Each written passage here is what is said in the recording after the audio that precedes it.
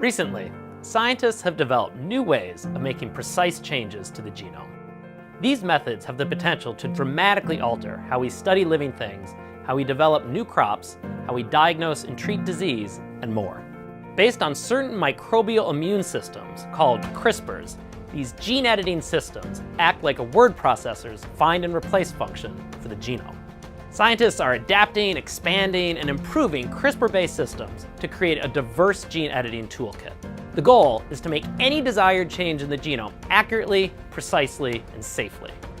In the lab today, CRISPR-based systems let us conduct large-scale experiments with unprecedented speed.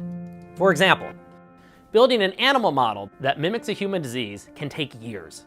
With new gene editing tools, we can now make models in as little as a few weeks. In addition, we can create models that carry the unique genetic misspellings that are found in disease, so we can study them. This gives us a more realistic model of what's happening in disease. This is helping scientists more quickly and systematically answer some of the basic biology questions that have remained open since the human genome was first sequenced, such as what each gene is actually doing in the body. CRISPR-based technologies could also offer new and better ways to diagnose or treat disease. For example, doctors might someday use CRISPR-based therapies to correct mutations in some of a patient's cells. These genetic changes could improve a patient's health, but would not be passed on to the next generation. Scientists are also making inexpensive, easy-to-use, and highly accurate tests for infectious diseases, or even to track some cancers based on CRISPR. To make full use of these powerful tools, we need a better idea of what genes do and what happens when we modify them. And CRISPR-based tools are helping to advance the goal of understanding the roles of all genes in health and disease.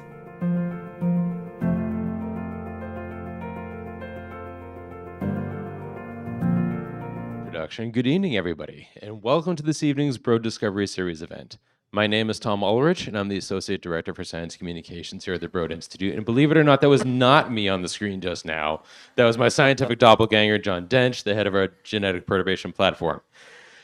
Getting back to the purpose at hand, for those of you who are joining us for the first time, the Broad Discovery Series explores the genetic and biological roots of human health and disease, the mechanisms that govern how our bodies and our cells function, the new technologies that are changing what's possible in science, and the progress being made to translate that knowledge into new treatments for both common and rare diseases. Tonight, I'm excited to introduce molecular biologist and CRISPR researcher Feng Zhang. Feng is a core institute member here at the Broad Institute, an investigator at MIT's McGovern Institute for Brain Research, the James and Patricia Poitras Professor of Neuroscience at MIT, and he also holds professorships in MIT's departments of Brain and Cognitive Sciences and Biological Engineering. But believe it or not, tonight isn't actually about Feng. Over the last decade, Feng and many members of his lab have worked to take what they've learned about genome editors like CRISPR and use that understanding to start to engineer molecular tools that he calls programmable therapeutics. To explain what that means, Feng has invited 4 past and current members of his lab to come up to the stage with him tonight: Ian Slaymaker, Han Alte-Tran, Julia Zhang, and Michael Siegel.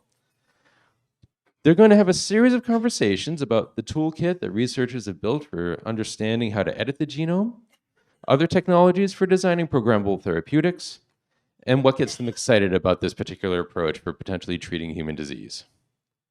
If you have questions for our speakers tonight, I encourage you to come down to the microphones during the Q&A portion of the evening. And if you're watching online, I will be monitoring YouTube chat. So if you have a question, you can put it there, and I'll do my best to work it into the discussion as the session goes on. If you're a Brody, or if you're a scientist who has a deep technical question about what you hear tonight, I would encourage you to please approach our speakers during the reception after the talk is over. Speaking of which, after the talk is over, you're all invited to join us for a reception in the Broad Discovery Center right outside the auditorium here, and I encourage you to explore the museum's exhibits and interactive elements. That's all I have. Feng, over to you. Great. Thank you, Tom.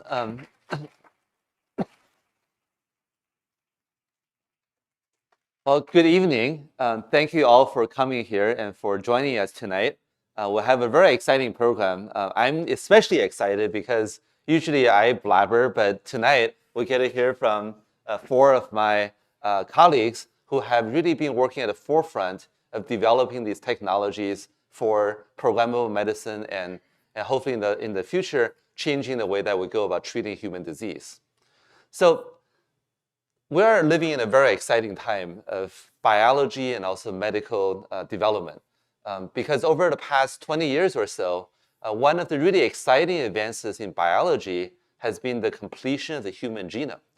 With the completion of the human genome, we're now able to map almost every single letter of the DNA and also identify those letter differences that may underlie human disease. And so these are causative genetic differences that if we can go and change, then we can completely reverse the disease pathology and cure the disease. So to do that, what is really exciting is that there's this whole wave of programmable therapeutic strategies that are getting developed to make this happen. So what do I mean by programmable medicine or programmable therapeutics? Well, so I got really excited about biology when I was a little kid, when I was 12 or 13 years old, after watching a documentary called Jurassic Park. And so the biology that they were doing in this documentary, this movie, was programmable biology because they were able to go and splice DNA and join things together and programmably or predictably engineer something that is really powerful and very fantastical in the context of that movie. But programmable medicine, of what we're going to be talking about tonight, is like that, but we can actually do it now in the laboratory, and to some extent, we can use it to go and treat disease. And this is done by engineering molecules that consist of two different aspects. The first aspect are the vehicles that can deliver the therapeutic molecules, the medicine, to the right cells, in the right organ, inside of the body of the patient. And then the second aspect are the therapeutic molecules themselves. A lot of these therapeutic molecules are discovered and worked on by researchers from around the world, looking in very exotic places, sometimes in the fermenter for making yogurt, sometimes in the geothermal spring, other times in high up in the mountain in sort of exotic environments. The organisms that live in these exotic places, they have evolved very interesting and very powerful mechanisms. And one of these mechanisms is called CRISPR, but there are also many, many other mechanisms. And by harnessing these mechanisms, we can then develop new therapeutic strategies to be able to go and change DNA or change RNA or modulate the way that genes are turned on or turned off. So in many different ways to be able to alter the way how a cell is able to function, and for our purpose, to be able to restore the dysfunction in the cell so that they can become healthy again. And so these are the things that we have been working on, and I'm really excited to have an exciting conversation with Ian Slaymaker, Han Alteichuan, Julia Zhang, and also Mikey Siegel about all of the work that we have been working on and also where they see the future to be for developing these therapeutic medicines. So anyway, so that is the background, and I want to first introduce Dr. Ian Slaymaker. Dr. Ian Slaymaker was a postdoctoral fellow in my lab a number of years ago, and most recently, Ian and I have been working on trying to develop genetic medicine, trying to bring that into the clinic and try to help patients. And so Ian, since you have sort of been developing genetic medicine and genome editing technologies, can you tell us a little bit about what is most exciting to you about this approach to developing new therapeutics? So my training is as a structural biologist, and molecules of like Cas9 are little bundles of protein that have evolved over millions of years to have a particular function. And these little bundles of proteins, these little molecular machines, are made up of thousands and thousands of parts. And without being able to see what they look like, we don't really know how those parts work together. And so structural biology is a field where you really understand how all these parts of the protein are working together. But these little molecular machines are so tiny that they can't interact with light. or at least visible light. So we can't look at it with something like a standard microscope. We have to use different ways of looking at it, like using X-rays or electrons. And by using these sort of more powerful methods of interacting with these tiny little molecules, you can indirectly solve these structures, like you see here, which is the structure of Cas9, and really understand how to engage with it and change the function. I think that's what really excited me about wanting to come to your lab too and do this work.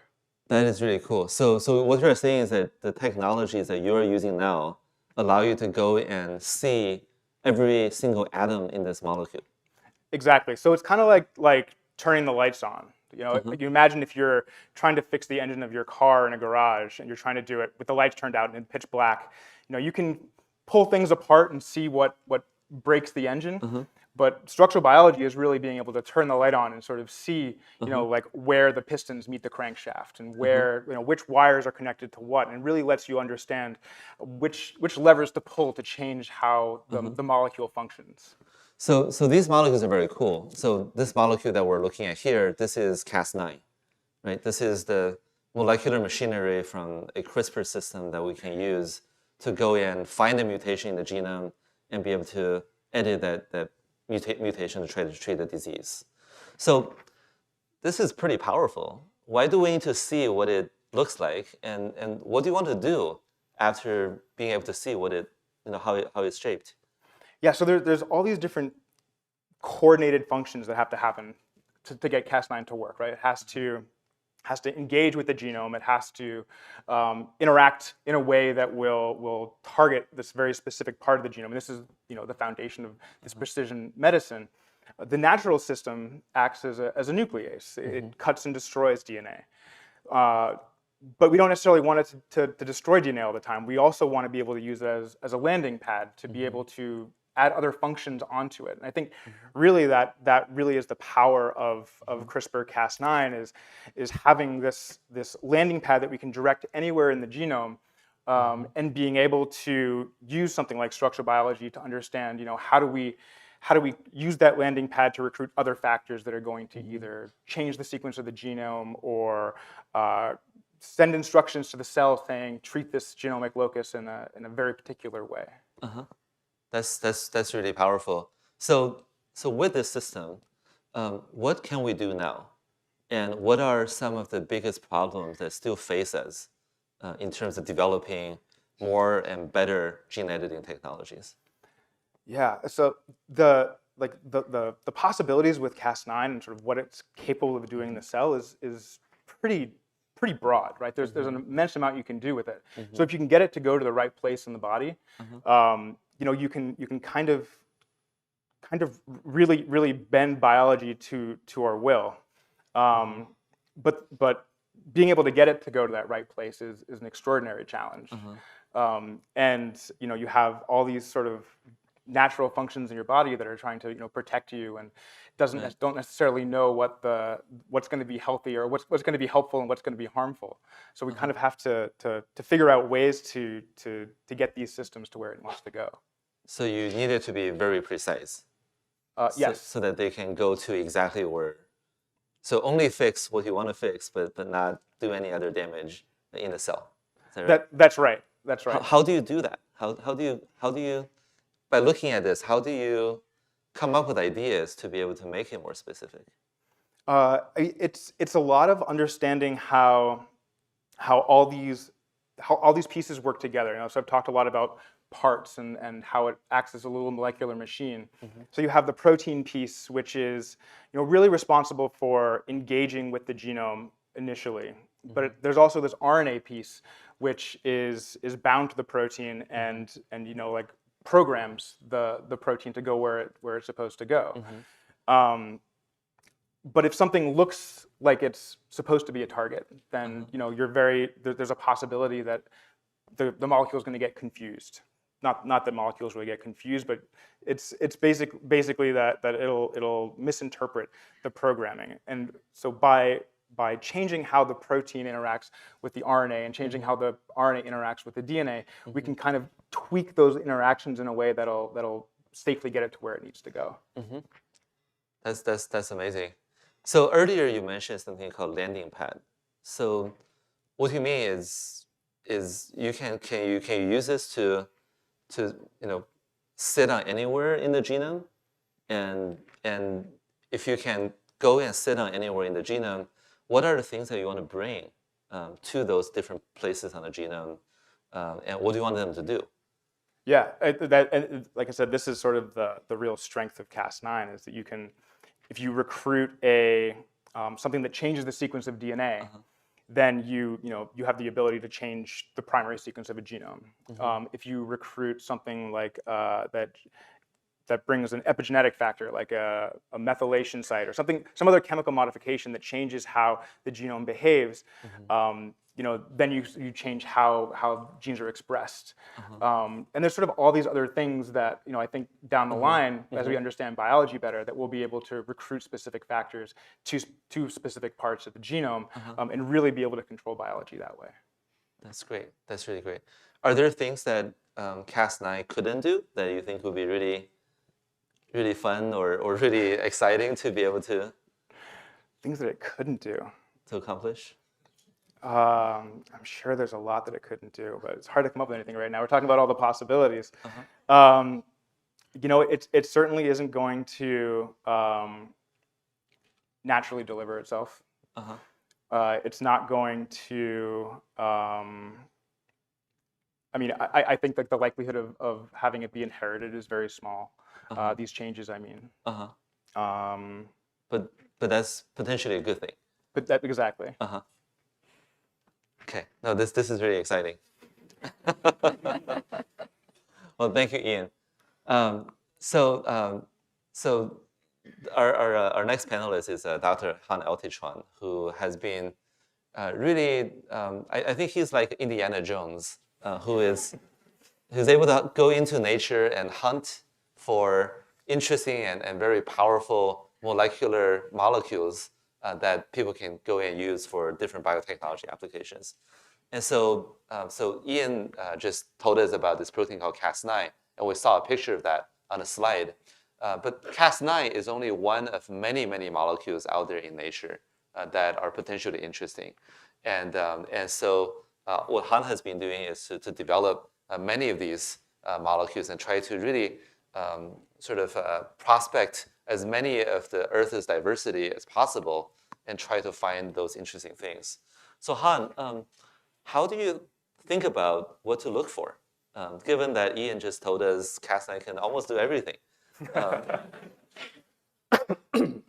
Yeah, so in general, there's like a lot of diversity out there. And so Cas9, while it can do a lot of things, a lot of the functions that it performs are engineered by scientists. So people in the lab have decided, oh, we'll fuse this protein to another protein to give it some new function. But naturally out there, in bacteria, in archaea, all these little organisms, many of which live inside us or through us through infection, they contain alternative systems that have maybe some of the components such as reprogrammable function, but they may also contain other proteins that are naturally associated with that may perform that function together. So this may allow them to still be reprogrammable in the way that's really exciting to us, but also be different from anything we've seen before. The human brain, we can imagine so much, but realistically, nature, evolving over millions to hundreds of millions of years or longer, has achieved so much that we can't even fathom. So just even exploring and getting a chance to look at it allows us to find some really cool things. The key thing is that we want to find something that might be reprogrammable or modular so that as scientists and for reprogrammable medicine, we can more easily tailor it to new applications. So we look for signatures of reprogrammability. And the idea is to take all those genomes of all these bacteria that are out there and scan those genomes for really cool new systems that may have the signature of interest, and then see how those have adapted and how they have new kind of associations associated with them. So in order to find these things, you use information about the genomes of many organisms. And where does the data come from, and how much data is there? And how do you go into the data to try to find interesting things? Yeah, so the data is a culmination of thousands or tens of thousands of scientists' combined work. It's truly a community effort. where people have gone out and looked for weird samples. For example, you go out into the park and you see something yellow on a tree. You don't really think much of it. But some scientists out there really thought that was cool, and they brought it back home, and they decided to sequence it. And so because all these scientists out there do these things, as a whole, we have terabytes pairs upon terabytes pairs of genomic data. And this is like the amount that would overfill many computers. And it's just, there's really a wealth of data equivalent to millions and millions of organisms' complete genome. And we can really probe those genomes on the computer first using big data methods that we've developed in the lab and try to scan through those really large data sets. Mm-hmm. Can you tell us a few examples of what you have found so far that are really interesting? Yeah, so one of the really exciting systems that we found are these systems called Omega systems. So you heard a lot about Cas9. It's a really powerful tool that can do anything. But it turns out they also have ancestors, kind of like us. We all kind of grow from somewhere, and we've had parents and they've had parents, et cetera, et cetera.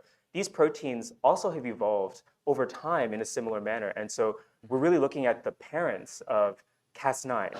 And what we found is they're actually really cool miniature transposon proteins. So transposons are genes that jump around. And so they have really nothing to do with CRISPR. But it turns out they actually use a similar mechanism, and they're able to be reprogrammable in another manner. And so it really gave us insight into how this reprogrammable biology naturally occurred. What are the determinants? How did nature really come up with these systems? And it turns out these jumping genes are a really big part of creating reprogrammable systems. They're actually also involved in the evolution of our own immune systems that we've come to really need to survive. So a lot of our bodies and a lot of what we've seen have been through the evolution of these really cool jumping genes. And so it's really cool to see yet another example of that being the case. And it turns out these Omega systems are really compact, which enables them to be more easily delivered into the body, especially through some of the more some of the systems that are already in clinical trials for delivering gene payloads.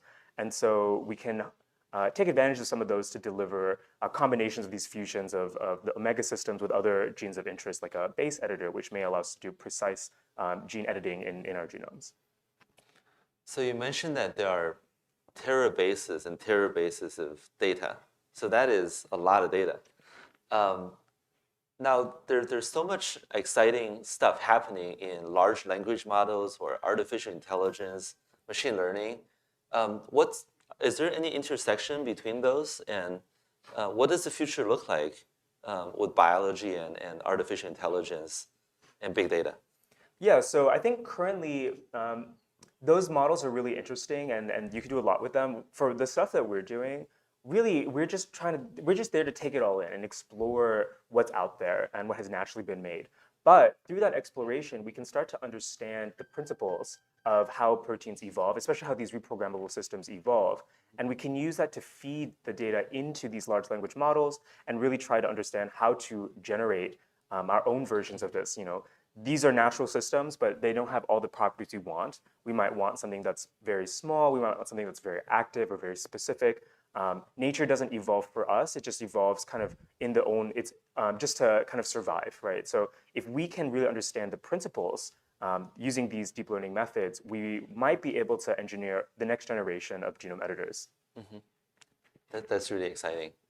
So with Han and Ian's work, they have been developing these genome editing technologies or other ways that we can program enzymes to go and modulate things in the cell.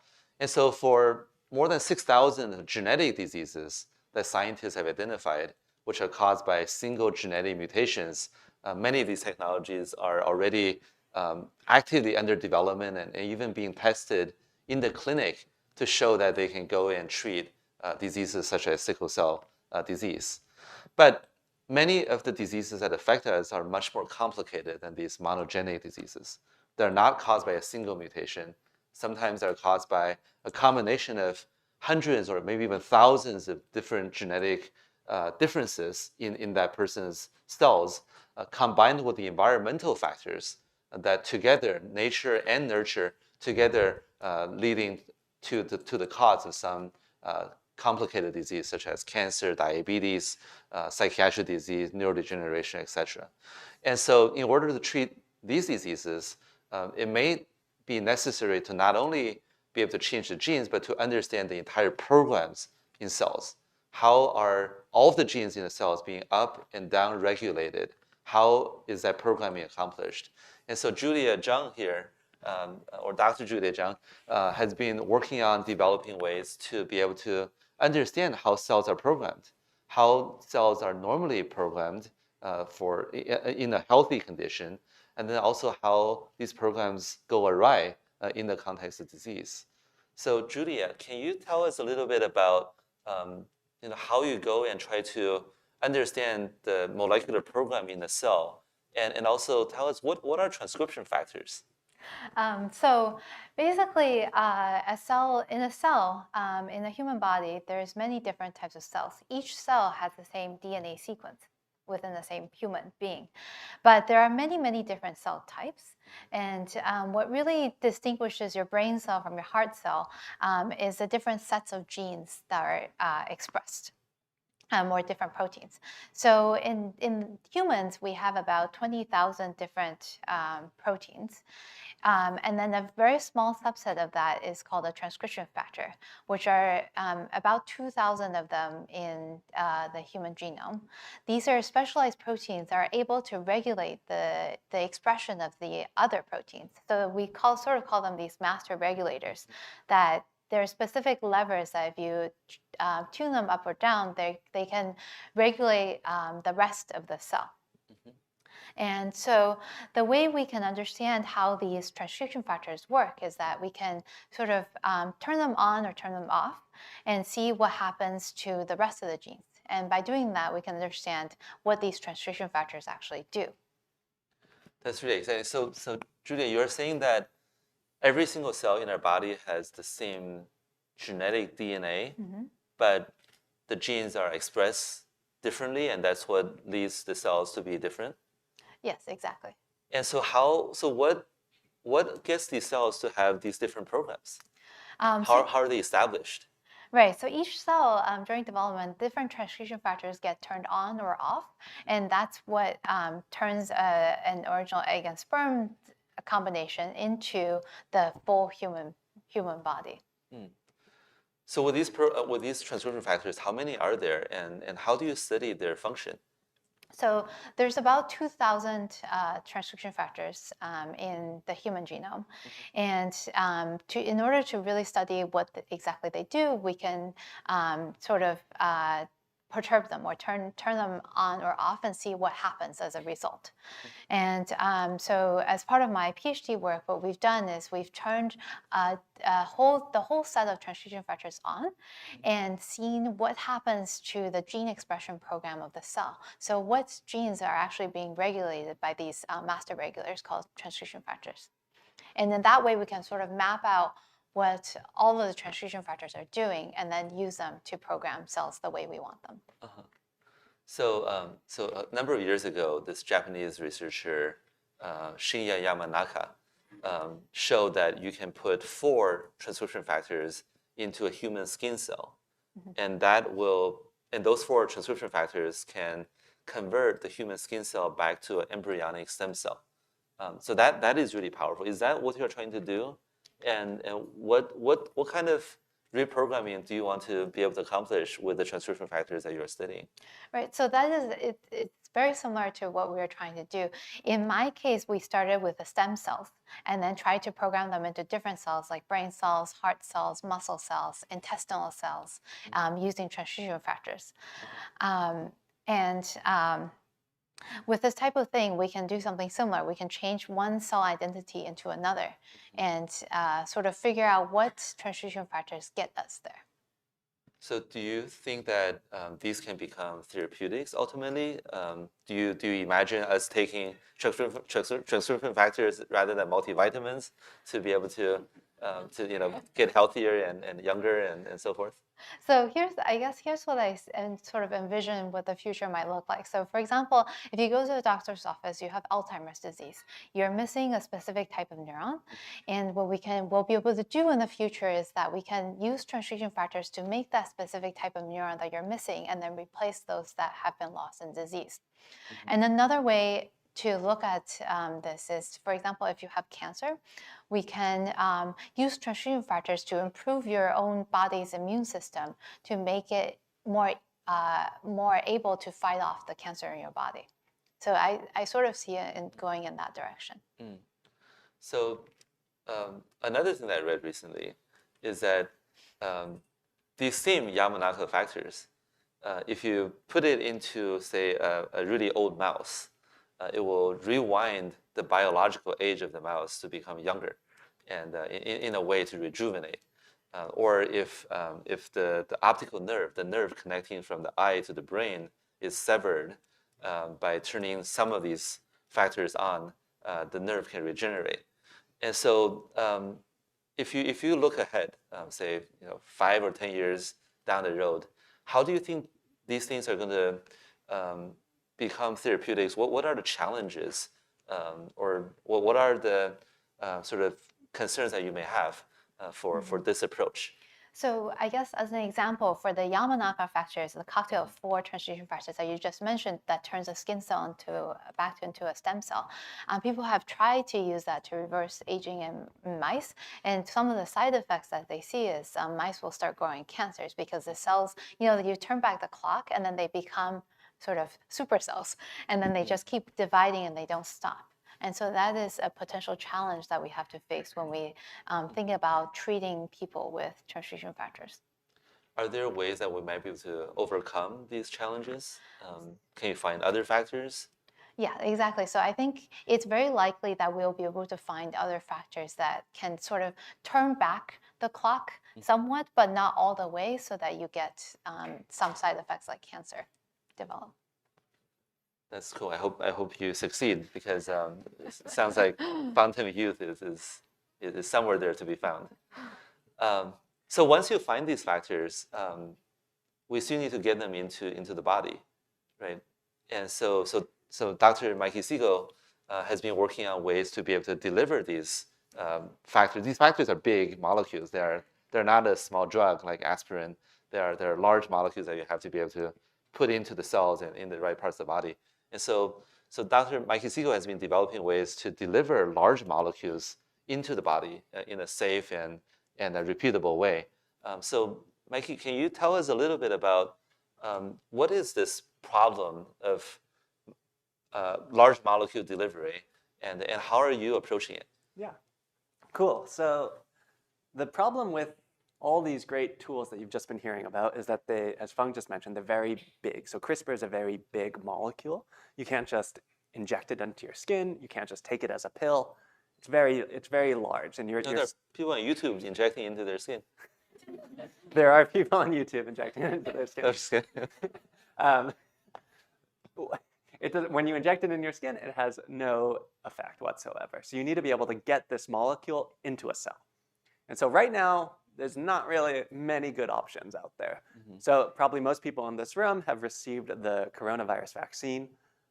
This is a molecule called mRNA, which is one of the big molecules we would want to get into a cell. And this mRNA is surrounded by a ball of fat. And fortunately, this ball of fat is very good at shuttling mRNA into a select few cells. And this is great for vaccines. It's great for a few choice applications in certain organs like the liver. But I like to think of this sort of delivery vector as like the first generation that the world is seeing of gene delivery. In the next generation, what we really want to see is a way of actually delivering large molecules like CRISPR or mRNA to any cell type that we want. So if it's the brain, we could deliver CRISPR to the brain. Or if it's the elbow, it's the elbow. Wherever we want, we can program a molecule to shuttle these large cargos there. That would be really amazing. But how do you distinguish between the brain or the elbow or the knee or the ankle? Like how are you envisioning your delivery system is able to get to these different places specifically? Yeah, cool. So along the same lines as I was just talking, our body is very good at making antibodies, and antibodies are very good at homing to whether it's the coronavirus virus or any sort of other marker in the blood antibodies can go and home through the blood system and find very specific targets. So you can imagine a future where we have delivery vectors which could be functionalized or targeted with one of these antibodies, so it could find the earlobe or the elbow or whichever organ type we're talking about. That would be really great. And what are the challenges that you are facing right now in terms of developing these systems? Yeah, so right now we're trying to, as I mentioned, the first generation has really been these balls of fat or these lipid nanoparticles.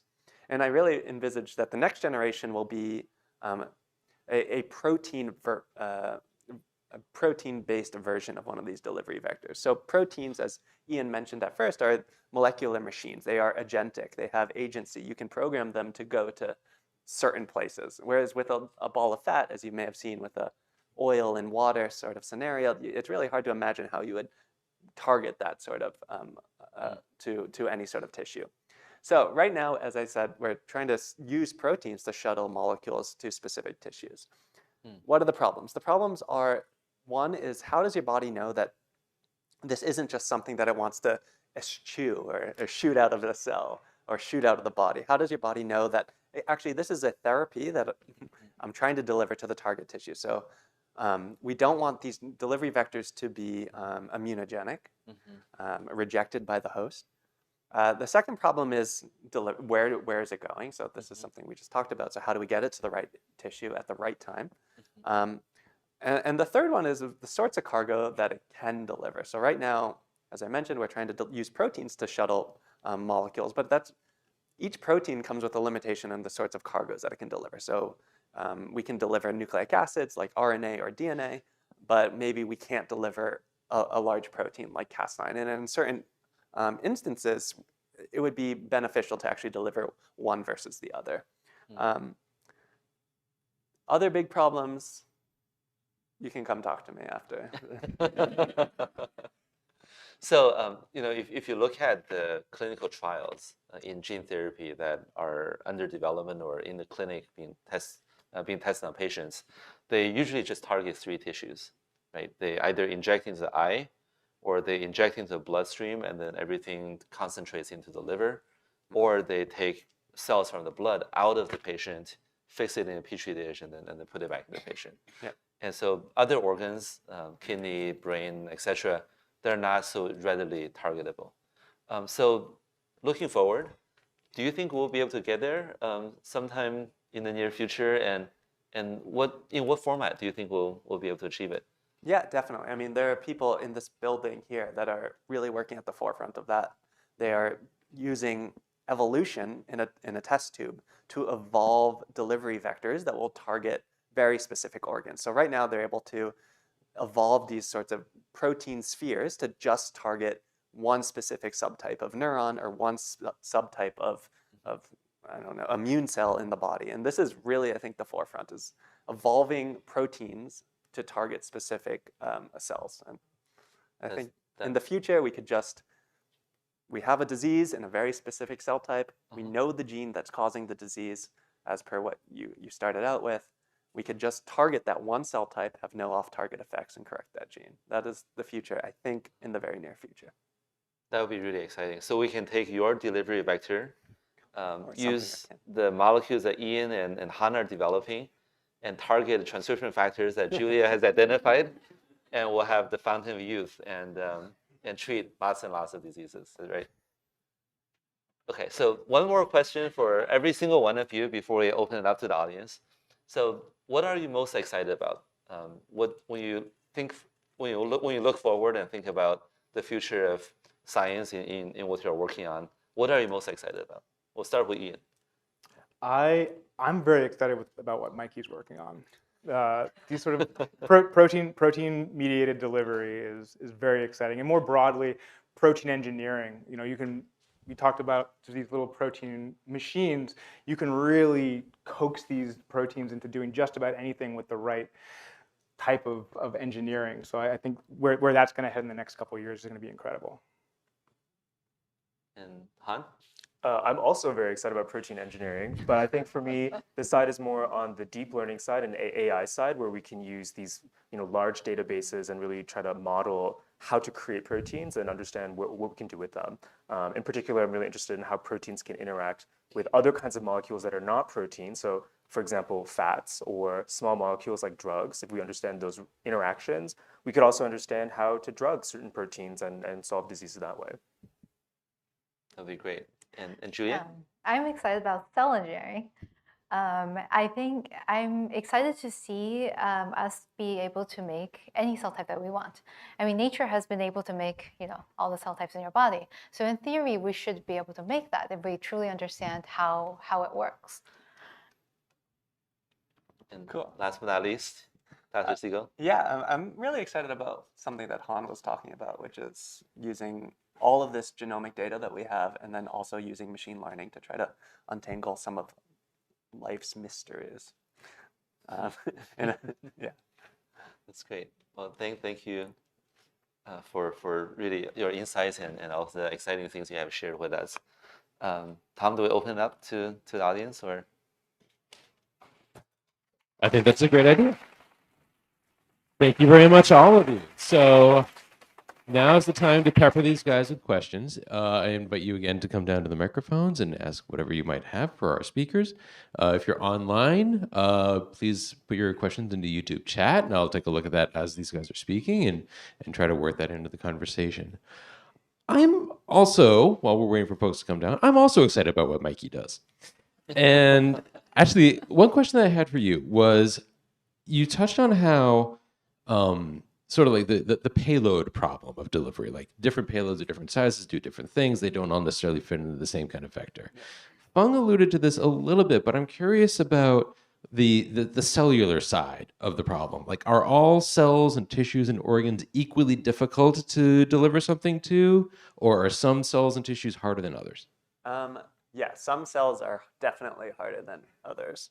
The brain, for instance, there's something called the blood-brain barrier, which is a network of vasculature, which really does a good job at keeping things from the circulatory system out of the brain.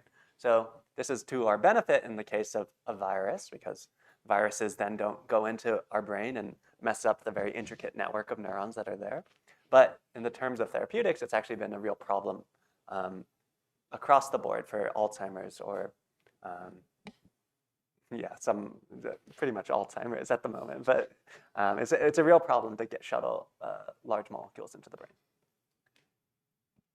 And then, Han, I had a question for you as well. In all of your data mining, I know you're looking for reprogrammable modular components that can be engineered into something else. Are there things that scientists find as they're looking through all these various different genomes that aren't necessarily editors, but might have other functions, things that could be potential drugs, or interesting molecules or proteins or metabolites that might signal cells to do things, or any other kinds of functions that you find? Yeah, there's a lot of really cool functions. I mean, bacteria have co-evolved with people for millennia. So it means like as we change, or as humans have changed, so too have the bacteria. And so they've created, for example, peptides, small little proteins that they secrete into our blood that actually can interact with various components. People are still trying to figure out what those do. Those are super cool. They've also created some really cool systems that allow us to make new molecules and new proteins and other things that are just like not even imaginable to what we can do with just the 20 amino acids. So they have more than just the 20 amino acids. They can do other things with them. And they can create a lot of really cool drugs, and a lot of the things that we use, like antibiotics, even some cancer drugs, have originated from small little organisms, such as fungi and bacteria and archaea. So a lot of really cool things. Every so often, I stumble upon a gene cluster that looks really cool, but we got to stay focused and focus on the thing that we're doing. But of course, there's so many cool things out there to discover. Hi, nice job, everybody. Question for anybody who wants to tackle it. Looking far ahead, hopefully not too far ahead, to when we can start to use your work therapeutically.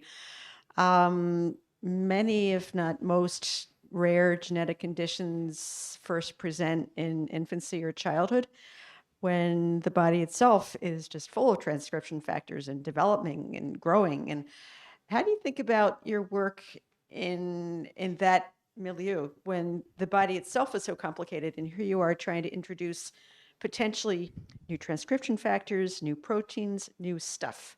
so that we can, would you focus first on rare genetic conditions that present early or wait till later when you might have more of a clear shot? Julia, do you I want wasn't to? stump the panel in the first question. Um, So I think what we're seeing now, I'll give you the preview of what is happening right now in clinical trials. So we're seeing cell therapies for example, for cancer patients, for diabetes patients. And also more recently, there was a report of treating epilepsy patients by making a specific type of neurons that sort of dampen the number of epileptic episodes. So I think we're seeing more focus on adult diseases because things have stopped changing. There's really no alternative in a lot of these cases, and because things aren't changing, when we go in and try to change things, the result is more predictable. So I think we're going to see more So adult. if I heard you correctly, adult focus, but somehow we have to work earlier when a treatment might have the most effect on the developing. Yeah, I think we might work our way back. Yeah. Okay. Thanks. Hello, thanks for presenting. So my question was related to more of CRISPR and its place with antibiotics. So as you guys probably know, antibiotics, we're running out of them, and that's a threat because bacteria are mutating. And I was wondering if you guys envision CRISPR to kind of take the place of traditional antibiotics, especially for escape pathogens, and then kind of how the future will hold in that. And do you think if they will be as effective as traditional antibiotics, and kind of what would the development be for that pipeline? Thanks. That's a great question. Han, do you want to? Sure. Yeah. So CRISPR, the thing about CRISPR is that it's very specific. So it usually will target one sequence and nothing other than that. If you make a few mutations in that sequence, it will no longer target that. Great for genome editing, not as good for highly mutating systems such as pathogens like bacteria or viruses. So it's not very likely we'll see it in use for that. It is more likely that antibiotics combined with big data and kind of deep learning will just have a new kind of resurgence of diversity, the kinds of antibiotics we can create. And some of that may be through the help of CRISPR, through scientific means, where we can use CRISPR to mutate and evolve some of the antibiotic systems or the systems that create the antibiotics and see what new kind of molecules they produce and test if those molecules have the properties we want. Figured this would be a good moment to take a swing over to see what folks are asking on YouTube. And Han, this sounds like a question for you. Where do you see AI playing a role in gene editing technologies? How can we specifically use large language models to discover correlations between the genome and various diseases? So the latter I probably can't answer, it's not my area of expertise, but in general, I think for genome editing, I think the design and engineering of these systems can be improved with the help of these large language models. I mean, you think about even understanding the correlations of English or languages in general, it's really complicated. Our brains can do it for like one language at a time, but it's really, really a big undertaking.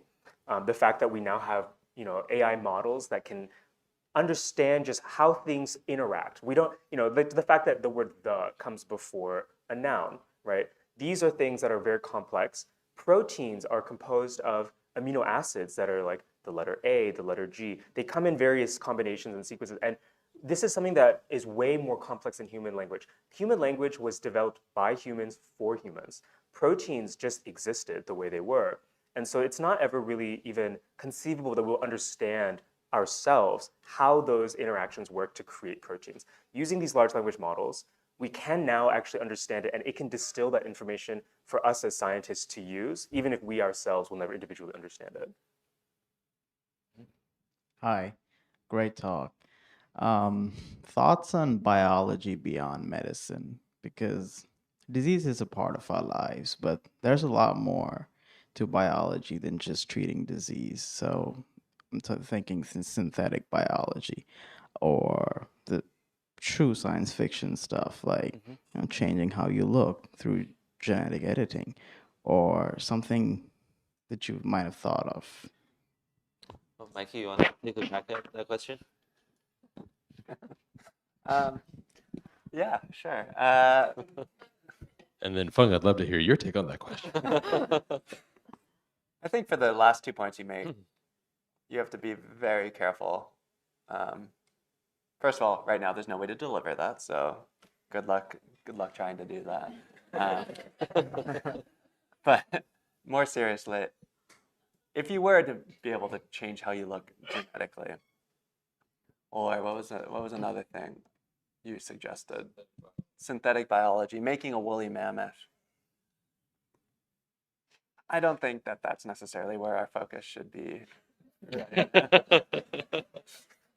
I think the sorts of tools that we have access to right now are unlike anything we've ever had before, and we should be using them responsibly for purposes of loftier goals than that.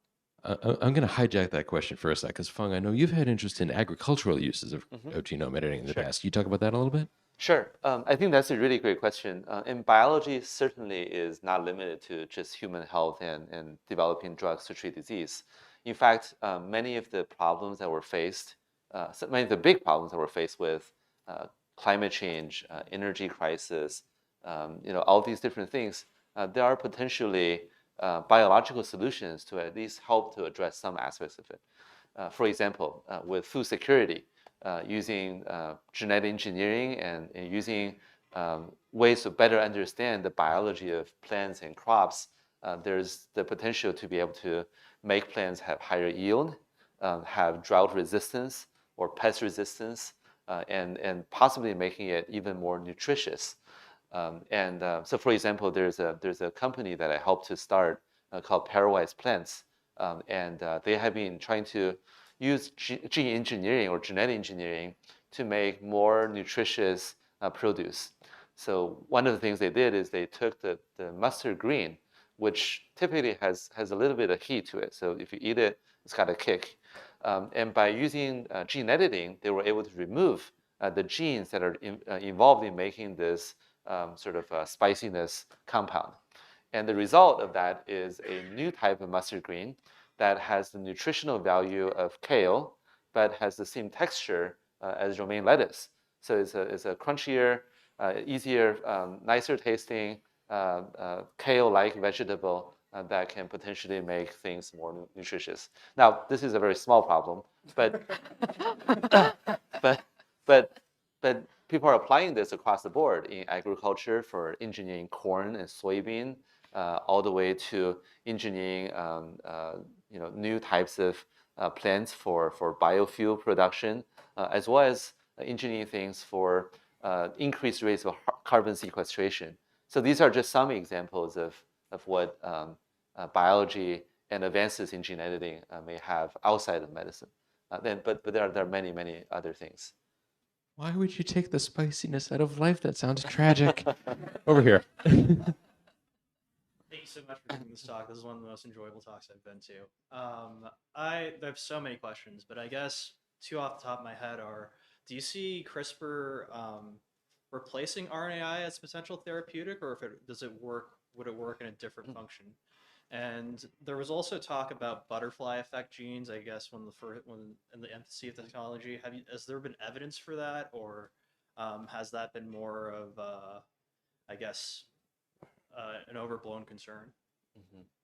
Well, Ian, you've been working in gene editing therapy development. Maybe you can try to answer the first question. Yeah, I think the between CRISPR and RNAi, I think they both have very different purposes. RNAi, in some cases will deliver itself, so it kind of circumvents some of the problems that delivering a large molecule like Cas9 has. It's also temporary. It lasts for a while, but eventually you have to dose yourself again with the RNAi. And depending on what you're doing with the CRISPR-Cas9, if you're correcting a disease mutation, that's a permanent change. And you want to be really careful when you make a permanent change in the genome. So depending on what the severity of the disease is, how confident we are that we're able to make exactly the right change, we would make a decision between using RNAi or CRISPR or maybe something else that comes down the line as a new technology. Ian, could you just give a quick 30-second description of RNAi for our audience? RNAi, No pressure. Yeah, so all the genes that get expressed in your body, the genes that the transcription factors control, basically get expressed as mRNA. And there's a trick that you can use in biology, which is delivering a short piece of RNA that is complementary to that mRNA sequence. So it's an RNA-RNA interaction, and they interact like this. And the body recognizes that interaction, and it says, oh, I don't want to make any more of this mRNA. I'm going to knock it down. And so it's a way of suppressing a gene. And very often, like if your body is making like too much of a gene that gives you high cholesterol, you can knock it down with RNAi, and your cholesterol will return to normal levels. Quick follow-up question. Sure. So I thought there was an assumption that I guess that when you're doing gene editing, it's within somatic cells, and then you go, well, at some point they're all going to die off. It seems as though it's more consequential than that. Sorry, say it again. So when you're doing therapeutics with CRISPR, a lot of the time I thought you'd be editing somatic cells, and so somatic cells eventually they'll die, and so all therapeutics would be transient. But I guess that's actually not the case. So this gets back to the delivery problem a little bit, but like certain cell types, like your liver, are constantly regenerating themselves. So if you get, you gene edit in the liver, you get 20% of your liver that's successfully gene edited, that'll sort of turn over after a certain amount of time. Same thing with RNAi. For things like neurons, which are very, very difficult to get to, they don't turn over very quickly or even at all. So it really depends on what cell type you're talking about, and which cell type you want to target when you're talking about a particular disease. Thank you. They're lining up in the aisles. Hello, thank you very much. Really appreciated the talk. Basically, I just had a question based in imagination, kind of like, what is one of your most wild applications that you've imagined that you just, I don't know, you don't think is in the common parlance? Oh, this is a great question. And ethical. Thank you for that. Right. Dr. Siegel? The most wild application of CRISPR gene editing, or just in general, that I can imagine. Most wild ethical one. I think one thing that Feng touched on it, but something that a few years ago we were really interested in, was the fact that the original way that the atmosphere had got depleted of carbon dioxide, and how we now live in this oxygen-rich world, is that these little organisms called cyanobacteria were able to fix carbon and sequester it from the atmosphere. And then over time, there was these huge algae blooms that happened across oceans, and eventually enough oxygen was made so that plants and animals could evolve. Right now, obviously, there's way too much carbon dioxide in the atmosphere. So is there a way to genome edit these cyanobacteria, which still exist amongst us, to make them even more efficient carbon fixation? And could we imagine a future where we have, I don't know, the Mojave Desert just filled of really efficient carbon fixation cyanobacteria, and then we could kind of offset a lot of the damage that we've done. That's one of the more wacky ideas. Dr. Zhang? Let me think. I think with transcription factors, it's hard to say ethical. I'll let Han take a crack at it. Okay, well, I would probably say something in medicine, but I think for the real thing that I would want to do, it would be probably to domesticate a lot of the cute rodents and other animals that are really cool, and to turn them to really cool pets. I had a pet chipmunk, which was really fun, and I really appreciated having him live with me. So I think we can all benefit from having various little creatures that we can interact with. Cats and dogs are great, but not all of us are cat and dog people. So. All right, this isn't so far out there, but there's a kind of growing field of storing information in DNA, and so you basically have a book in a very small test tube like that's entirely encoded in DNA. But you can potentially build entire networks, entire computational systems based only on DNA, and you would have sort of the CRISPR system going around and sort of targeting specific regions and creating these networks. And I think it'd be really interesting to sort of see what could evolve out of those types of computations. You're not off the hook, Feng. I'm not off the hook. Okay, so I think I think there are many examples of how malleable, how plastic a biological organism is. So if you look at ants, the worker ant and the queen ant, they share exactly the same genome, but a worker ant lives for about 6 months at most, and then a queen ant can live for 20 years. So, and they certainly look very, very different. So what that really means is that by reprogramming the way that the genome is interpreted and executed, you can achieve very extremely different biological outcomes. So I am fascinated by space, and I would love to check out far away planetary systems and galaxies and so forth. But many of them are millions of light years away, and there's no way that we're going to get there. And they probably have even very extreme environmental differences compared to our lovely planet Earth.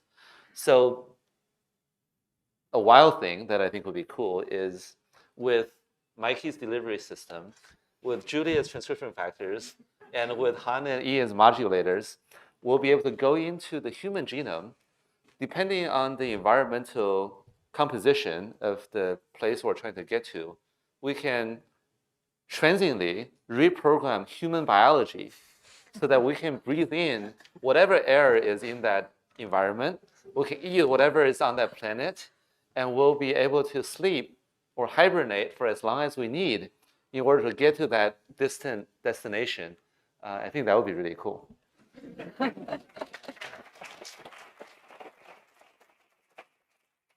Sorry, y'all. I think Feng wins. One over here. Tiny follow-up on what you just said, and then I have a real question. The follow-up is when you're talking about the mother bee or whatever you call it, and the difference in 20 years versus 6 months, is that epigenomics that bring? Yes. So the real question that I have for you, and I'm not quite as politically correct, so I don't know how to exactly phrase it, but I'll give it a best shot.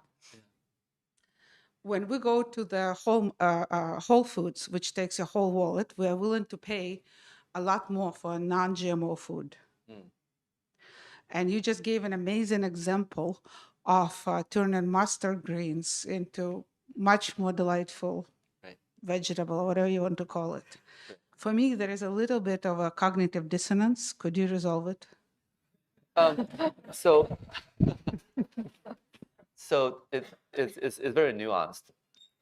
Humans have been doing genetic engineering of crops for millennia. And through crossing and breeding and selective breeding, we are essentially engineering the genetics of the organism. When we go to Whole Foods and we buy GMO, it's not just whether or not it's genetically modified. It's also the use of pesticides and other chemicals, fertilizers. And those are things that I think when we buy whole food, organic food, we're trying to avoid from our food. And that's the difference. When you're talking about non-GMO, you're talking not just organic, you're talking about non-GMO. Right. That they were very proud to do a couple years ago. So I don't know exactly what is the current regulation for labeling, but I believe anything that is organic is by definition non-GMO. Yeah. So if you buy organic, you're getting non-GMO. But I think GMO is necessary to really feed the world for food security and for many other applications. One more question on this side. Yeah. Oh, wait, sorry, Han, go ahead. I think another consideration is it depends on what kind of GMO. It's not all the same. There are certain kinds of GMOs that are designed to replace pesticides by making the plant make that pesticide itself. And so that might be what you're trying to avoid, which I can understand because it's like replacing something, a chemical with something chemical, but just encoded in the plant. So it would be great if we could maybe understand more of what is going into the modifications when we eat them, but I think that's something for you guys to decide if you want to take that up with your local representation. That's great. Yes, over here. Thank you so much for explaining this in layman terms for all of us. Just curious on two things. I know that the research is more on human body. I know similar research is happening in the animal kingdom, for the plant kingdom. So is there something strikingly, either familiar or something which is really different than how it happens within the human body with the research that is going on, that all of you are doing? Like, would you like to share something? That's one. And secondly, is this a closed system, right? Like, do you think that environment plays any role in how the research that you're doing? Is it dependent on the environment? Like, we're talking interplanetary travel, you talked about space, right? So do you think that environment is something that is also impacting, right? How the transcriptors are working, or like in general, how the cellular biology is working within the body? Those are them. Thank you. Great, thank you. Dr. Zhang, do you want to talk about how environment plays into how environment influences biology? Oh, yeah. So, for example, what we see in cells in a dish is we can obviously program them using transcription factors. But what scientists have been doing for many decades is they actually use the environment that the cell is in to program the cell. So they give the cell different signals from the outside by growing them in different cell culture conditions. And they sort of turn the cells into different things that way. And so definitely environment does play a very strong role in what our cells are doing. But a lot of it, of course, is hardwired, right? Because an egg cell and a sperm cell together becomes like a whole human being. There are certain things that will, if nature runs its natural course, will, develop. But a lot of the more nuanced things are influenced by the environment. So I think I'll close this out with one more question of my own. Feng, you've asked your four guests here today what they're most excited about when it comes to the development of programmable therapeutics and the progress that's been made so far. What are you most excited about? And it can't involve editing space humans. I'm really excited about programmable medicine and programmable therapeutics because, for longest time, the development of drugs have come from serendipity. Like we went into the forest, we found a plant that just happened to have a medicinal compound in that plant, and we eat it, and it makes us feel better. But nature developed that, and it really took serendipity to find that plant. What is really exciting to me about programmable medicine and the future of these therapeutics is that we're starting to be able to have methodologies to understand the cause, like what is broken in the human body that caused this disease. And we're also developing these tools, delivery systems, strategies, and also the modulation proteins to be able to go and fix those underlying causes. And you can do this in a predictable, principled fashion way. And I think that is really exciting. It's going to accelerate therapeutic development much, much faster. And also it's going to work better because we'll be much more targeted at addressing the root cause. So that's what I'm really excited about. I think our panelists deserve a round of applause.